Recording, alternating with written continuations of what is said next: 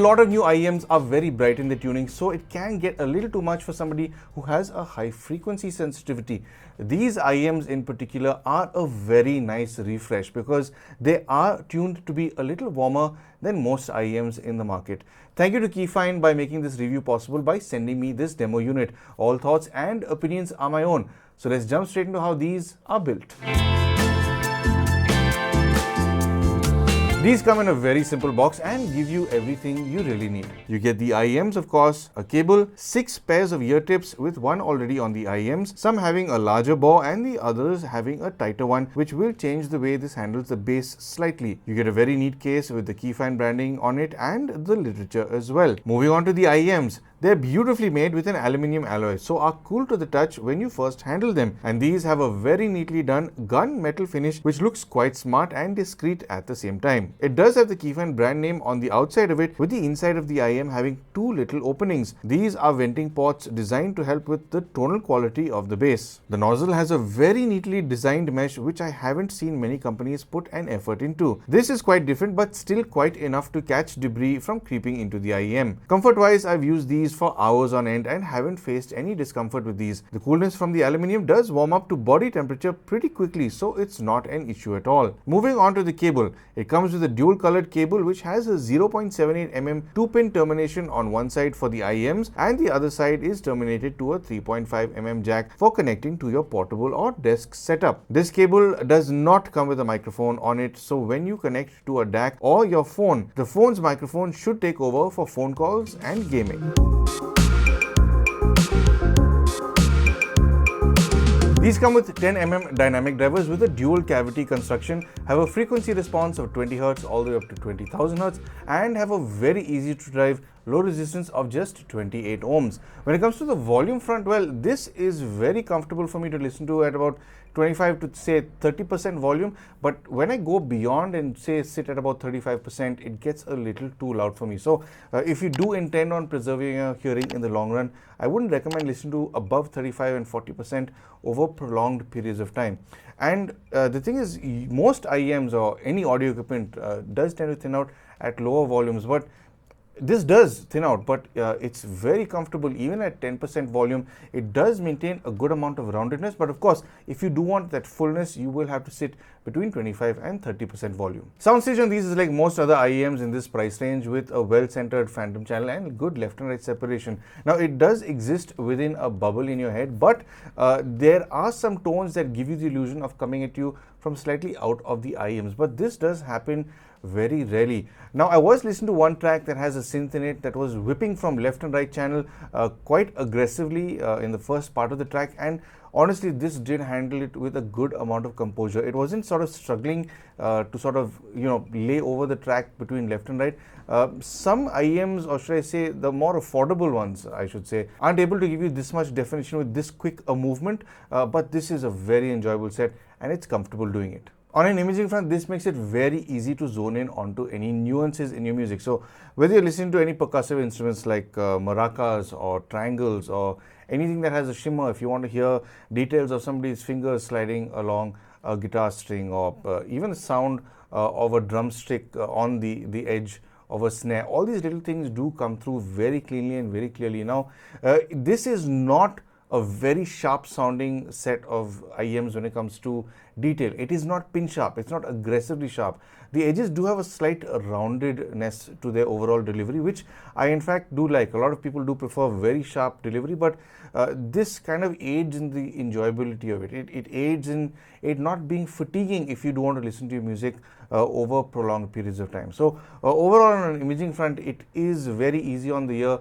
and you can listen to this for hours on end, but at the same time, it's more than good enough to zone in to all the nuances that you like to enjoy. High frequencies are refreshing to hear with these IEMs because Kefine has chosen to not go over enthusiastic with the high frequencies here that most manufacturers are doing with their IEMs. This range isn't tweaked to make you think it's superbly sharp in detail or aggressive in its enthusiasm. Putting it simply, these stay away from being bright in their tuning. It leans more towards being a warmer approach, which I quite like, especially being someone who enjoys listening to music through a tube amp, whether for speakers, IEMs or headphones. Not being aggressive in this region doesn't mean it doesn't carry detail. It does. It carries shimmers and crispness quite effortlessly, but in a very cozy manner. Due to this tuning, it may not carry reverb or echo over to you as prominently as bright IEMs would, but I still prefer this tuning over what I've been hearing lately from many new IEMs. Listening to I Will Wait For You performed by the Danish National Symphony Orchestra, this hauntingly beautiful track is able to carry a considerable amount of emotion through these IEMs despite not having a single lyric being sung in it. It's just the emotion from strings, brass and wind instruments that carry this piece so eloquently. This range really is quite soft and easy on the ear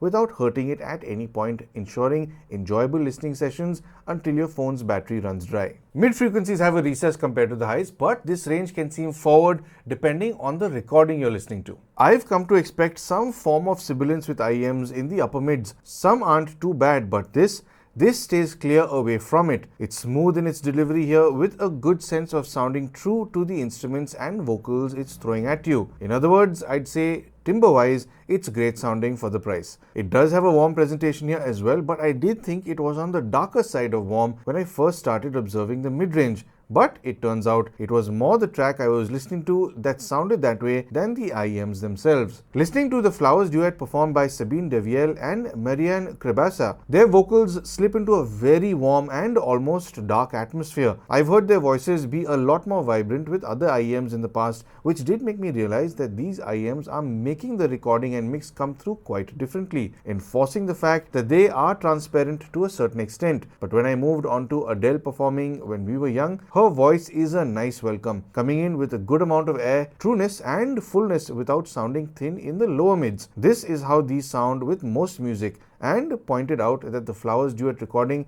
has deliberately been mixed to sound a little darker. I don't expect many IEMs to wow me with their lower frequencies, but these are a very enjoyable set right here. There's an elevation in this range compared to its mid frequencies and even more so in the sub-low range. And what's really great about the tuning here is that it is a very fun listening experience whether you're listening to lighter genres of music like jazz, classical or blues, but also holds terrific weight for heavier genres like rock, metal and even EDM. It manages all this without getting bloated and interfering with the mids, highs or detail in its overall presentation. If it had a little more of a boost, it most likely would have caused a problem, but I'd say it's just right. It's not the tightest presentation of bass I've heard, but for the price, it's got terrific posture, especially with well-recorded and mixed tracks. Listening to Zayn and Taylor Swift perform I Don't Wanna Live Forever, it's more than apparent that this set of IEMs has no issues pushing out low and sub-low frequencies without any fuss, but they do make it very clear that this recording was mixed for loudness instead of being more dynamic. Then when I switch over to My Baby Just Cares For Me, performed by Jeff Goldblum and the Mildred Snitzer Orchestra featuring Haley Reinhardt, this mix shines through with well-defined bass lines from an upright bass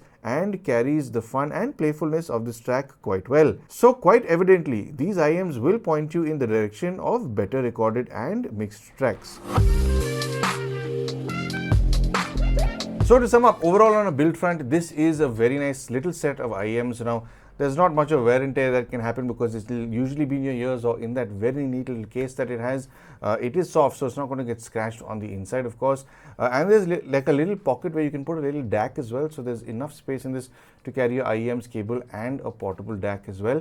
The cable is very nicely finished. Now, I think a lot of people might miss the fact that it doesn't have a microphone, but I think Kefine has made it very apparent that they've wanted to focus more on music than gaming or anything else where you need a mic for phone calls perhaps. But all in all, if you do want to use a microphone, as soon as you sort of plug in a DAC or even if you plug into your phone directly, your phone's microphone will take over. So if you really do need a mic, it is there. On a sound front, this is surprisingly transparent because I was listening to some high-res stuff on Apple Music and I listened to the same recording on YouTube. And you could tell very, very evidently and very quickly that the YouTube version didn't have any dynamics. It was very flat. It's like a lot of information and data was just missing. I find the instrument and vocal separation to be more than good enough in the mid-range, and for that matter, the overall imaging nuance and details is very good. But I do know a lot of people who want something that's a lot more analytical than this. And the thing is, when something gets a little too analytical, it can start to sound a lot more unnatural. So I do like how Kefine has tuned this. It is a very enjoyable set to listen to, totally right around, because I like the warmer tuning. It's kind of old school. It's not as bright as most IEMs that are available now. In fact, a lot of things that I've been reviewing lately, when it comes to the IEM world in particular, everything has been a little too much on the bright side. So it's kind of been getting a bit frustrating, because the one difference that you'd hope with IEMs, because there are no features, is the sound. But if everyone's sounding the same, then nobody's really different. So it's nice that Kefine has tuned these Delcis in this manner. And I think one of the nicest things, because it's not so bright, is that you can listen to music for hours on end, and that's the whole point. You want to be able to connect to your music, to be able to listen to it as, say, when you're traveling or when you're sitting at home quietly and you just want to enjoy your music. Having a bright set of IEMs or earphones, headphones, whatever you listen to, always pushes you away from your music, and that's kind of a disconnect that I haven't liked with a lot of IEMs that I've reviewed in the recent past. So this will always keep, it'll keep calling you back to it. You'll want to listen to your music that much more, which I found doing myself. I was going through a lot more music with these IEMs for testing than I do with others, because the others are fairly straightforward, but this, I did want to enjoy many more tracks while writing my script. So anyway, moving on to the price of these. Well, you can pick these up for a pretty decent price, I'd say, but these do have a maximum retail price over here of about 7,999 here in India, and there is a selling price of about 5,990. You can buy these off of Headphone Zone if you're in India, and if you are watching this from abroad, it does go for about $75 on Linsole. So I will leave the links down below in case you do want to buy these. Now, are these value for money? I think so, yeah. In fact, I'm toying with the idea of doing a comparison with this and another set that I reviewed very recently. And I do think, this is a little more affordable than those, and I do like its overall presentation. And just the sheer fact that it is a warmer set of IEMs means, to me, it's automatically more musical. It's not trying to impress you with exaggerated highs and exaggerated details. So something like this, I think, is much truer. It's more it's being more honest with musical presentation. It's being more honest with, I'd say, what the artist intended, than something that's overly sort of shrill or overly articulate. So overall, I'd say it's a very good buy, especially if you're just getting into the hobby, or if you want to upgrade from something that was a little more affordable to something like this. I think it's a very nice set of IEMs to consider picking up. And overall, yeah, definitely go for it if you do like how this sounds. So I hope you found this video helpful and informative, and I do hope that I've helped you make some sort of purchase decision. If you would like to help support the channel, I'm sure you know exactly how to. But of course, thank you for tuning into Paul's POV for some sound advice.